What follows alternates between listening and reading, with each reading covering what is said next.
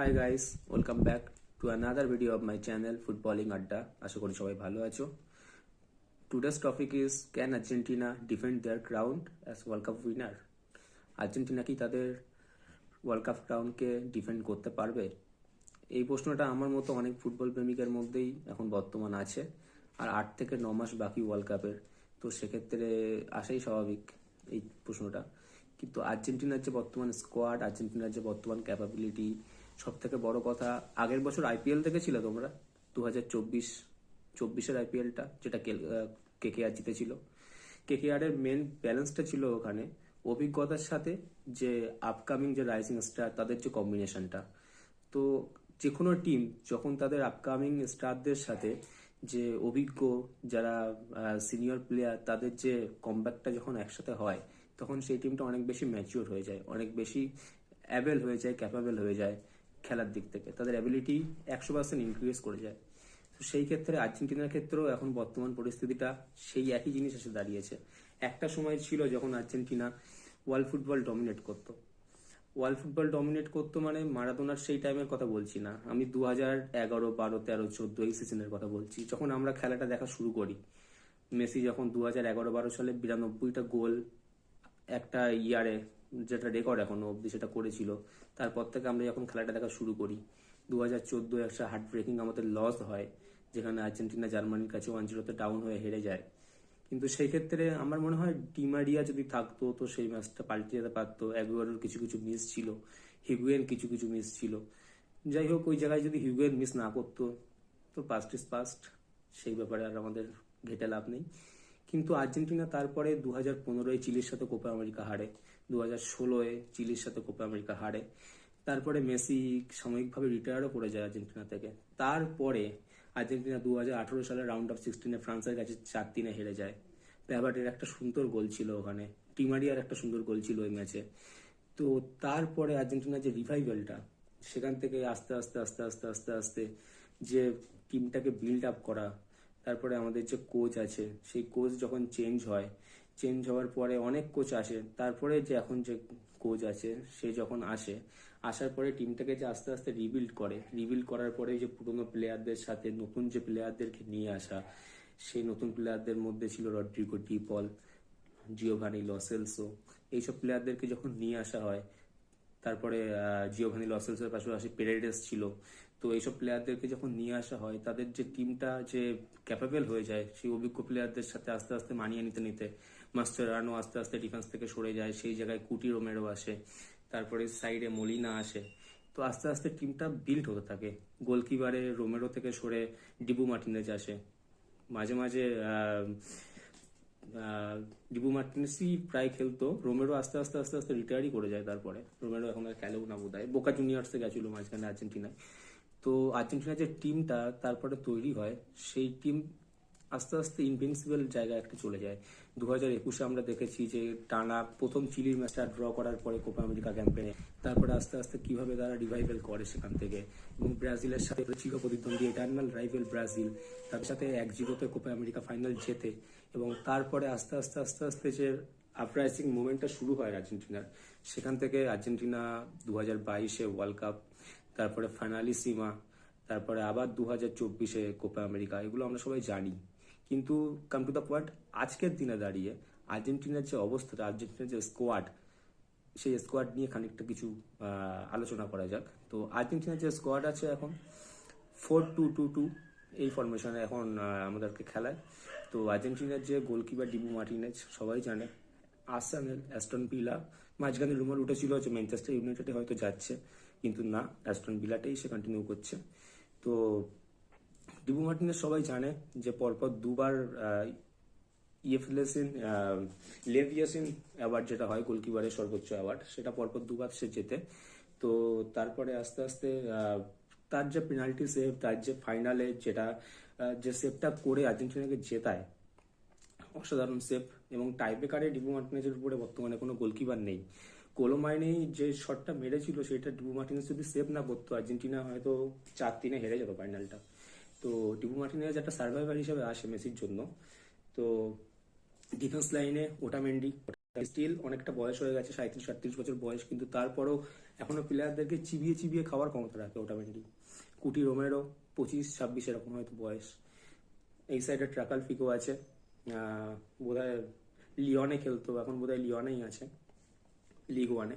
তারপরে মলিনা আছে অ্যাটলেটিকো দে মাদ্রিদের। মলিনার পরে যেই আমরা একটু ডিফেন্সিভ মিডফিল্ড লাইনে চলে যাচ্ছি, সেখানে লিওনার্দো পেরেডেস আছে, ডিয়েগো আলমাডা আছে। ডিমারিয়া ওই জায়গাটায় খেলতো, কিন্তু ডিমারিয়া এখন রিটায়ার করে গেছে। ডিমারিয়া 2024 কোপা আমেরিকার পরে রিটায়ার করে যাওয়ার পরে সেই জায়গাটায় আলমাডা এসছে, new number 11 of Argentina, আলমাডা, Diego আলমাডা। তো আলমাডা যে লেভেলের প্লেয়ার, আলমাডা মানে মনে হয় অ্যাটলেটিকোতে মাদ্রিদের যেই কটা আর্জেন্টিনিয়ান রিসেন্টলি সাইন করেছে তাদের মধ্যে জুলিয়ান অ্যালভারেজ আর আলমাডা, এই দুজন হচ্ছে স্টার। আলমাডার যে গোল, আর্জেন্টিনার যে গোল স্কোরিং ক্যাপাবিলিটি প্লাস মিডফিল্ডে যেরকম টাইপের থ্রু বল বা যেরকম টাচ ও ধরে, অনেকটা ওই পেট্রি যেই টাইপের খেলে না স্পেনে, অনেকটা সেই টাইপের খেলা ওর মধ্যে আছে। তো আপকামিং নাম্বার 11 আমার মনে হয় সঠিক সিদ্ধান্ত নেওয়া হয়েছে, তো তাকে ওই আপকামিং নাম্বার 11 হিসেবে খেলিয়ে। তো তারপরে যেই আমরা আর একটু এগিয়ে যাচ্ছি যে অ্যাটাকিং মিডফিল্ড লাইনে, ওখানে মাস্টান্টুয়ানো আছে। মাস্টান্টুয়ানো 18 বছর বয়স, কিন্তু 18 বছর বয়সেই যে সে যে মানে অভিজ্ঞতাটা দেখাচ্ছে, সে যে ম্যাচিওরনেসটা দেখাচ্ছে, এই ম্যাচিওরিটিটা মনে হয় যে 18 বছর বয়সের কাছে একটু অড, কিন্তু যাই হোক সে শো করছে, আর্জেন্টিনিয়ানরা সেটা দেখায় মাঠে, সেটা আমরা চিরপরিচিত। কিন্তু মাস্টান্টুয়ানো রিয়েলে অবভিয়াসলি সাইন করেছে। রিয়াল মাদ্রিদের মতো ক্লাব যখন তোমাকে অফার করে, তখন বুঝতে হবে তোমার মধ্যে ক্যাপাবিলিটি আছে। কারণ কিছু কিছু ক্লাব আছে ডটমুন্ডের মতো, মোনাকোর মতো, তারপরে হচ্ছে অলিম্পিক লিওন লিগ ওয়ানের, তারপরে হচ্ছে বার্নেমাউথ, তারপরে নিউ ক্যাসেল। এইসব ক্লাব কিছু কিছু ট্যালেন্টকে প্রডিউস করে। আর কিছু কিছু ক্লাব আছে অ্যাক্স, পিএসভি, এইসব ক্লাবগুলো প্রডিউস করে। আর কিছু কিছু ক্লাব আছে যে যারা, হ্যাঁ, বেনফিকা, এইসব ক্লাব প্রডিউস করে। কিছু কিছু ক্লাব আছে যারা ট্যালেন্টগুলোকে পারচেস করে, যেমন Real Madrid, PSG, Arsenal, Manchester City, EPL এর বড় বড় টিমগুলো। তারা যে প্লেয়ারগুলোকে সই করায়, they are already shown in the highest stage of football, যে তারা অলরেডি ওখানে গ্রো করে গেছে, সবাই তাদেরকে চেনে। কিন্তু এইসব টিমগুলোর থেকে যখন প্লেয়াররা ওঠে না, তখন তারা সাইন করে, তাদেরকে বড় বড় টিম সই করাতে চায়। তো সেই জায়গা থেকে রিয়াল মাদ্রিদ তোমাকে সাইন করিয়েছে, মানে তুমি রিভার প্লেটে একটা ভালো কেরিয়ার করে এসছো বলে তারপর রিয়াল মাদ্রিদ তোমাকে সাইন করিয়েছে। মাস্টান্টুয়ানো সেই জায়গাটায় আছে। মাস্টান্টুয়ানো 18 বছর বয়স, কিন্তু ও যখন মাঠে নামে, ও একটা 25-26 বছরের অভিজ্ঞ প্লেয়ারের মতো হয়ে খেলে। অলরেডি তার যে মানে যে স্ট্রেংথ, যে বল টাচিং, যে থ্রু বল, যে ডিফেন্সটাকে চিরে যে বল দেওয়ার ক্ষমতা, রিয়েলি অ্যাপ্রিসিয়েবল। তো তারপরে সেই লাইনে আর একটু যদি এগিয়ে যাই, আমাদের নিকো পাজ, যে রিয়াল মাদ্রিদ থেকে সিরিয়া এর কোমোতে এসেছিল। তো কোমোর মতো একটা টিমে গেলে সবাই শকই হয়, কিন্তু তার রিয়াল মাদ্রিদে গেম টাইম পাচ্ছিল না। তো আমার মনে হয় যে নিজেকে বেশি করে আরো ধারালো করার জন্য, নিজেকে বেশি করে গেম টাইম দেওয়ার জন্য, নিজের অ্যাবিলিটিকে, গোল স্কোরিং অ্যাবিলিটিকে বাড়ানোর জন্য সে হয়তো কোমোর মতো একটা টিমে এসছে। সিরিয়ায় এখন কাঁপিয়ে রেখে দিচ্ছে দুজন আর্জেন্টিনাই, যারা এখন সিরিয়ার একে কাঁপিয়ে রেখে দিচ্ছে ইটালির। তারা হচ্ছে লাউটারো মার্টিনেজ, অলরেডি নিকো গনসালেসও আছে, আর হচ্ছে এই নিকো পাজ। এই দুই তিনজন আর্জেন্টিনিয়ান এখন সিরিয়ায় কাঁপিয়ে রেখে দিচ্ছে। তো তাদের মধ্যে উনি একজন। তো 18 বছর বয়স, কিন্তু যে খেলাটা খেলে ওরা 18 বছর বয়সের কাছ থেকে, সেটা মানে আনএক্সপেক্টেবল, সেটা মানে ধারণাই করা যায় না যে এই খেলাটাও খেলে। তো নিকো পাজ আছে। তারপরে আরেকটু যদি এগিয়ে যায়, আমাদের ফরওয়ার্ডিং লাইনে অবভিয়াসলি মেসি আছে, জুলিয়ান আলভারেজ আছে, লাউটারো মার্টিনেজ যে কোপা আমেরিকায় 6টা গোল মেরেছে, আর্জেন্টিনাকে কোপা আমেরিকা জেতানোর জন্য যার সব থেকে ক্রেডিট বেশি, সেই লাউটারো মার্টিনেজ এখন বেঞ্চ হয়ে যাচ্ছে। তার মানে বুঝতে হবে তোমার স্কোয়াডের ডিপনেস, যে একটা প্লেয়ার ইনজিওর্ড হয়ে গেলে সেই জায়গায় যে প্লেয়ারটা আসবে 4-2-2-2, এই ফরমেশনে যখন খেলে, তখন একটা প্লেয়ার ইনজিওর হয়ে গেলে তার জায়গায় যে প্লেয়ারটা আসবে, যদি সেই স্ট্রেংথ তোমার টিমে না থাকে, তাহলে তুমি ডাইরেক্ট পেপ গুয়ার্ডিওলার মতো 4-3-3-তে যাও, বা ডিয়েগো সিমিওনের মতো 4-4-2-এ যাও। 4-2-2-2 এই ফরমেশনে তোমার যখন গেলে, প্রত্যেকটা পজিশনে তোমার যদি সেরকম প্লেয়ার থাকে, তবেই তুমি সেই ফরমেশনে খেলতে পারবে, নয়তো পারবে না। অ্যালেক্সিস ম্যাকালিস্টারের মতো প্লেয়ার, যে লিভারপুলকে একা, এখন লিভারপুলের নাম্বার 10, লিভারপুলের মতো টিমের নাম্বার 10, তাকে বেঞ্চ করে রাখা হচ্ছে। জিওভানি লোসেলসোর মতো প্লেয়ারকে বেঞ্চ করে রাখা হচ্ছে। হয়তো ডিমারিয়া থাকলে তাকেও বেঞ্চ করে রাখা হতো।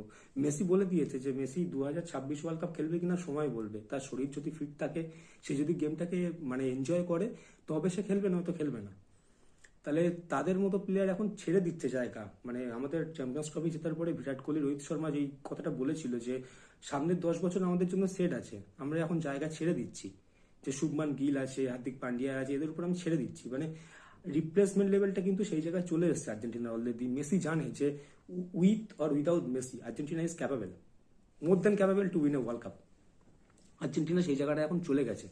যার কারণে মেসিও সেটা জানে, বলেছে যে আমি যেটা বলেছিলাম সেটাই করবো, আমার যদি শরীর সাথ দেয়, আমি যদি গেমটাকে এনজয় করি, if I enjoy the game I will continue, but if I not enjoy the game I will not. তো সেক্ষেত্রে মেসি বলে দিয়েছে যে আমি যদি এনজয় না করি আমি খেলবো না, আমার খেলার দরকার নেই। আমি না খেললেও আর্জেন্টিনা টিম সেরকম লেভেলেরই পারফরমেন্স দেখাতে পারবে, সেরকম লেভেলের অ্যাবিলিটি আছে আর্জেন্টিনা টিমে এখন। Julian Alvarez striking ability Erling হ্যাল্যান্ডের থেকেও এখন বর্তমানে বেশি, এমবাপের লেভেলের অনেকটা চলে গেছে। জুলিয়ান অ্যালভারেজের যে বল ধরা, যে মানে বক্স টু বক্স স্ট্রাইকার যাকে বলে, অনেকটা অ্যাগুয়েরো টাইপের, সেটা হচ্ছে জুলিয়ান অ্যালভারেজ। তো জুলিয়ান অ্যালভারেজ, মেসি, ফন্টু, তারপরে যদি আসি ওই জায়গাটায় আলমাডা আছে, মাস্টান্টুয়ানো আছে, তার যদি একটু নিচে আসি পেরেটেস আছে, ওই জায়গায় এনজো ফার্নান্ডেস আছে। এই যে এনজো ফার্নান্ডেস চেলসির মধ্যে যে খেলাটা খেলে, সেই খেলাটা আপনারা দেখেছেন? চেলসির খেলাটা যে এনজো ফার্নান্ডেস খেলে, আর্জেন্টিনার টিমেও সেই একই খেলা খেলে। মানে অনেক প্লেয়ার আছে, বিশেষ করে রিসেন্ট টাইমসে পর্তুগালের যে প্লেয়াররা, অনেক বড় বড় প্লেয়ার বড় বড় টিমে খেলতো, প্রত্যেকটা প্লেয়ারই বড় বড় টিমে খেলতো, কিন্তু তারা টিমে এসে যখন সেই কম্প্যাক্ট হিসাবে খেলতো না, টিম হিসাবে তাদের মধ্যে সেই বন্ডিংটা থাকতো না, তারা সেইভাবে খেলতে পারতো না। কিন্তু আর্জেন্টিনা টিমে সেই বন্ডিংটা বরাবর আছে, এবং আর্জেন্টিনা টিমে সেই বন্ডিংটা মেসির জন্য এসছে, যে আমাদের মেসির জন্য কিছু করতে হবে, বা আমাদের আর্জেন্টিনিয়ান হিসেবে কিছু করতে হবে, আমাদের সেই পুরোনো গোলিটাকে ফিরিয়ে আনতে হবে। তো সেই হিসাবে তারা এখন খেলছে। এবং যখন লাউটারো মার্টিনেজের মতো প্লেয়ার বেঞ্চ হয়ে যায়, তখন বুঝতে হবে যে তাদের স্কোয়াডের ডিপনেসটা কতটা আছে। স্পেন টিমও খানিকটা সেম সিনারিও আছে, সেখানে ড্যানি অলমোর মতো প্লেয়ার বেঞ্চ হয়ে পড়ে আছে। পাও কুবার্সি, যে এখনকার দিনে স্পেনের মালদিনি, সে বেঞ্চ হয়ে পড়ে আছে। তো সেই বিষয়ে আলাদা একটা ভিডিও আসবে সামনে, একটা আলাদা ভিডিও আসবে স্পেনের যে ওয়ার্ল্ড কাপ ডেপথ, বা যে উডবি ওয়ার্ল্ড কাপ স্কোয়াড, যে ক্যাপাবিলিটি, বা যে ওয়ার্ল্ড কাপ জেতার সম্ভাবনা, বা স্পেনের যে গেম পেলে সেই বিষয়ে। কিন্তু আর্জেন্টিনার বিষয়ে এখন আসি। আর্জেন্টিনা এমন কোনো টিম নেই যাদেরকে ফেস করেনি। They have face Netherland in the world cup, they have face France in the world cup, they have face Italy, the mighty Italian team in 2022 Finalissima. তারপরে they have faced Brazil in Copa America, they have face Colombia try করেছিল তাদেরকে resist করার ফাইনালে, কিন্তু 1-0 হেরে যায়। Lautaro মার্টিনেজের সে অসাধারণ গোল ছিল কোপা আমেরিকা ফাইনালে। তারা প্রত্যেকটা টিমকে ফেস করেছে, এবং তারা কোনো টিমকে তাদের সামনে টিকতে দেয়নি। ব্রাজিলের মতো টিমকে তারা 4-0 5-0 যখন হারাচ্ছে, 4-0 5-0 কথা শুনে মনে পড়লো, Giuliano Simeone, one of the upcoming superstar of Argentina, Diego সিমিওনের ছেলে, অ্যাটলেটিকো মাদ্রিদের কোচ ডিয়েগো সিমিওনে, তার ছেলে গুলিয়ানো সিমিওনে উইং থেকে খেলে, রাইট উইং থেকে। অসাধারণ হাম্বেল একটা প্লেয়ার, অসাধারণ প্লেয়ার, আপকামিং সুপারস্টার। তো সেক্ষেত্রে দেখতে গেলে আর্জেন্টিনার যে টিম স্কোয়াড, সেক্ষেত্রে আপকামিং যে রাইজিং স্টাররা যে ভূমিকা পালন করে সেটা অসামান্য। এবং আর্জেন্টিনা টিম আমার মতে, যে আপকামিং যে 2026 ওয়ার্ল্ড কাপ আসছে, one of the most favourable team to win the world cup. তো যে কার্ডস আছে ওয়ার্ল্ড কাপ উইনারদের, যে পরপর দুবার ওয়ার্ল্ড কাপ কেউ জিততে পারে না, সেই কার্ডস ইটালির বেলাতে কাজ করেনি। 1934, 1938 দুবার জিতেছে। সেই কার্ডস ব্রাজিলের বেলায় কাজ করেনি। 1958, 1962 পরপর দুবার জিতেছে। ইনফ্যাক্ট লাস্ট আমরা যদি দেখি ফ্রান্সের ব্যাপারে, France 2018 world cup winner, 2022 finalist. হয়তো কোলোমানি যদি ওই গোলটা করে দিত, লাউটারো মার্টিনেজ, এই এমিলিয়ানো মার্টিনেজ যদি সেভ না করতো, হয়তো ওটা গোলও হয়ে যেত, ওয়ার্ল্ড কাপ জিতেও যেত ফ্রান্স। তো সেক্ষেত্রে ওই কার্ড সবসময় কাজ করে না, যে উইনিং কার্ডস, সেটা সবসময় কাজ করে না। তো যেই জায়গাটায় আর্জেন্টিনা এখন দাঁড়িয়ে আছে, হতে পারে যে তারা অন্তত যদি নাও জেতে, ওয়ার্ল্ড কাপে আর্জেন্টিনার স্কোয়াডটা দেখার মতো হবে। এবং আর্জেন্টিনার যে স্কোয়াড, সেই ব্যাপারে তোমাদেরকে মতামত কমেন্টে জানিও। দেখা হচ্ছে পরের ভিডিওতে, ততক্ষণ bye, take care, see you all guys.